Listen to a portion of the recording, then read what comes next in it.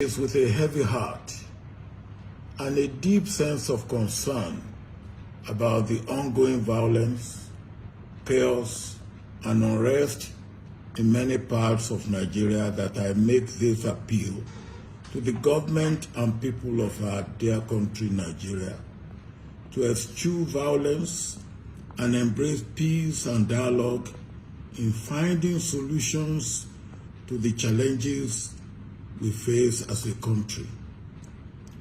I particularly appeal to President Muhammadu Buhari in his capacities as President of Nigeria, Commander-in-Chief of the Armed Forces, and as a parent of youth like the ones who have in the last week or so come out in peaceful protest against police brutality and for improvement in their lives and their living conditions, to restrain the military and other security agencies from using brute force as a way of ending the crisis. The shooting and murder of unarmed protesters, no matter the level of provocation, has never been effective in suppressing public anger and frustration. Instead, such actions only reinforce the anger and frustration of the populace and close the window of dialogue and peaceful resolution. It is clear that Mr. President and his lieutenants did not exhaust the opportunities for dialogue with the protesters before resorting to use of force.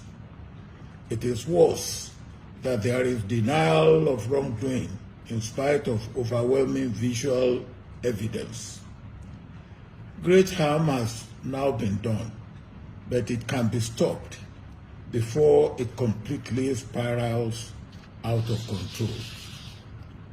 We are at a critical moment in this crisis, and Mr. President must act now before it is too late.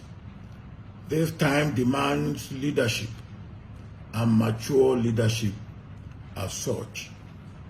Most of the demands of the protesting youth, which Governor Babajide Sanwo-Olu of Lagos State swiftly took to the President, are not unreasonable and can be met without anyone's political interest or ambition being threatened.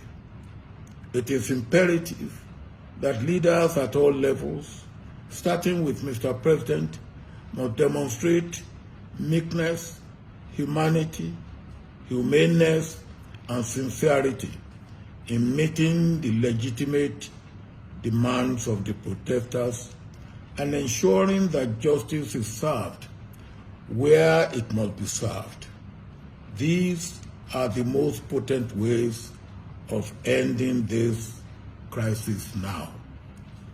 The youth too, I will want you to give peace a chance while making your legitimate demands. You must be mindful of miscreants who will infiltrate your ranks and give the protests a bad name, only so that trigger-happy forces will kill you. The destruction and looting of public and private properties will only hurt all of us and set us back. The targeting of individuals and groups for attacks and reprisal attacks will only further widen our divisions, escalate the crisis, and threaten our fragile unity. This is yet another moment when our nation is on the edge of a cliff.